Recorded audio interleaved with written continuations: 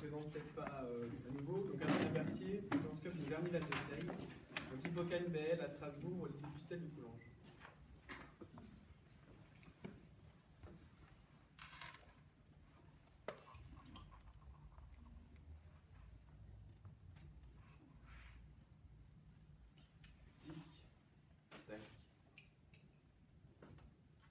Tic, tac. Tic, tac. Il est l'heure. Bientôt, j'aurai fini. Alors, je partirai. Je partirai pour rentrer chez moi. Je rentrerai chez moi pour travailler. Sans doute, chacun ici a en tête un programme. Le programme de son après-midi, le programme de sa soirée, voire même le programme de sa journée de demain. Pour ma part, ce soir, je vais rejoindre un ami à la bibliothèque. Nous travaillerons 1 heure, puis nous partirons, chacun de notre côté. Demain matin, le réveil sonnera à 6h02. Je prendrai alors ma douche à 6h13, mon petit déjeuner à 6h28, ma brosse à dents à 6h45, et je partirai à 6h50. J'aurais bien voulu dormir un petit peu plus, mais je ne le peux pas. Je me suis engagé à distribuer les petits déjeuners. Ça ne me fait pas particulièrement plaisir, mais je le fais parce qu'il le faut. Il arrive alors un moment où nous ne supportons plus le poids de nos contraintes, où nous nous sentons enfermés dans un programme rigide, où nous ne nous sentons plus libres. Un proverbe français nous dit que notre liberté s'arrête où commence celle d'autrui. Je vais vous présenter l'analyse qu'un de mes amis, Arthur, en a faite. Notre liberté s'arrête où commence celle des autres. Si tel est le cas, la présence de ces autres a pour effet de réduire notre propre liberté. Plus il y a d'individus autour de nous, plus leur liberté cumulée est grande, et donc plus la nôtre est petite. La société ne nous rend donc pas plus libres, elle nous enclave. Elle nous empêche de faire ce que nous voulons, quand nous voulons, où nous voulons. Sommes-nous libres? Non. C'est ce que nous croyons. Ou plutôt c'est ce que nous voulons croire. L'arme noyée dans un courant insalubre qui nous conduit vers de sombres abysses. Il nous reste alors une seule solution. Poser un choix. Difficile mais salvateur. Tout quitter, partir. Retrouver la nature, vivre par elle et pour elle.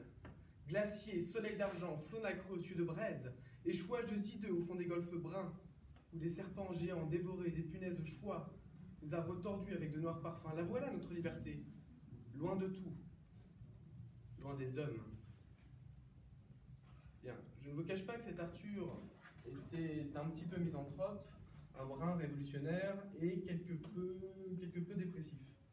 Mais son raisonnement ne me semble pas inutile. Et je pense qu'il faut l'approfondir un petit peu. Qui d'entre nous n'a jamais rêvé, rien que le temps d'1 seconde, de partir, de tout quitter, tout abandonner, sa famille, ses amis, son travail, ses engagements, pour partir loin?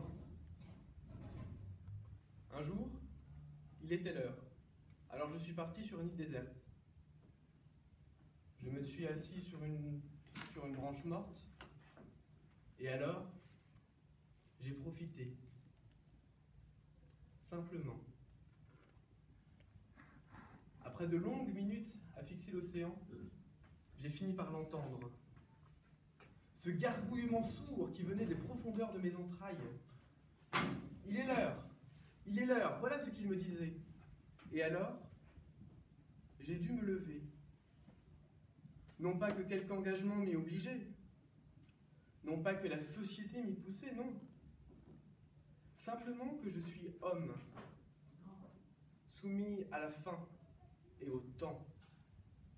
Le temps. Le voilà le vrai coupable. Il passe inlassablement et tire derrière lui un lourd fardeau, un programme chargé.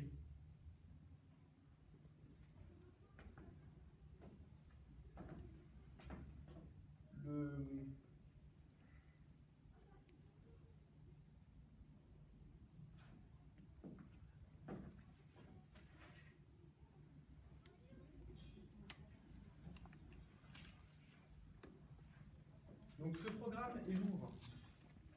Mais que reste-t-il de notre liberté? Si même en dehors de toute influence humaine, nous n'avons pas le choix. Si même en dehors de tous ces autres, nous ne pouvons pas nous-mêmes choisir ce que nous voulons. Ben quoi? Ne sommes-nous que des conséquences? Ne sommes-nous qu'une conséquence de tout un tas de causes qui nous affectent? Nous mangeons parce que nous avons faim. Nous respectons des lois pour ne pas être punis. Nous nous comportons de telle ou telle manière pour ne pas être punis. De telle manière pour être acceptés par cette société. Nous ne sommes que des marionnettes. Des marionnettes pendues par leurs fils, par leurs contraintes. Et pourtant l'homme, contrairement aux animaux, a cette faculté très particulière qui est d'avoir conscience des choses.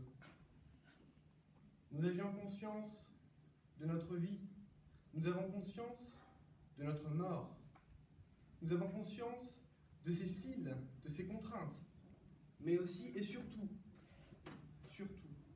nous avons conscience de notre voisin. Nous avions conscience des fils de notre voisin, des contraintes. Nous avons conscience de ces difficultés. Il est impossible de s'extraire de toute contrainte. Il faut que nous mangions. Nous ne savons pas, nous ne choisissons pas où nous naissons. Mais nous avons cette capacité de choisir en prenant en compte nos contraintes. Notre liberté n'est pas l'absence d'engagement, mais la capacité de choisir. C'est en prenant conscience de nos contraintes, en prenant conscience de ces fils, en prenant appui sur eux et en jouant avec, qu'alors nous devenons vraiment et profondément libres. Je sais que demain, cet ami que j'irai voir a besoin d'aide. Il a besoin que quelqu'un dénoue ses nœuds, ces difficultés qu'il ne peut pas atteindre. Eh bien, j'agirai. C'est par l'entraide que nous pouvons réellement atteindre notre liberté et approfondir notre humanité. Mais alors, à quoi nous sert de tout quitter? N'est-ce pas justement par ces autres, en agissant pour ces autres, que nous pouvons approfondir notre humanité? C'est du moins l'idée que j'ai la faiblesse de croire. C'est à nous de choisir si nous voulons rester au simple stade de conséquence, subissant, avalant toutes ces causes, ou si au contraire, nous voulons devenir action. Car nous pouvons bâtir notre vie sur ce principe de cause. Nous pouvons devenir acteurs puisque nous connaissons nos contraintes. Nous savons tous que nos sociétés ne vont pas forcément bien. Eh bien, agissons. Nous savons que nos sociétés ont besoin d'un gouvernement, d'une structure. Eh bien, votons, engageons-nous. Nous savons que des gens dans le monde ont faim, sont malades. Eh bien, aidons-les. Yes, we serve. Là est notre humanité. En prenant conscience de ces autres, nous pouvons agir pour eux, les rendre libres, et nous par la même occasion. Nous ne pouvons pas arrêter le temps qui passe, mais nous pouvons ne pas le subir. Nous pouvons prendre pleinement conscience de ce qu'il est, du fait que nous ne pouvons pas l'arrêter, et alors l'utiliser pleinement pour devenir libre. C'est en remplissant notre temps de contraintes choisies que nous devenons véritablement libres. Tic, tac. Tic, tac. Tic, tac. Il est l'heure. Bientôt j'aurai fini. Alors, nous partirons. Nous partirons pour rentrer chez nous. Nous rentrerons chez nous pour vivre, si nous choisissons. Entre l'homme et l'animal, l'homme seul choisit. Mais voyant les conséquences, le veut-il vraiment? C'est à chacun de choisir personnellement. Si sur cause, ou conséquence, il bâtit sa vie.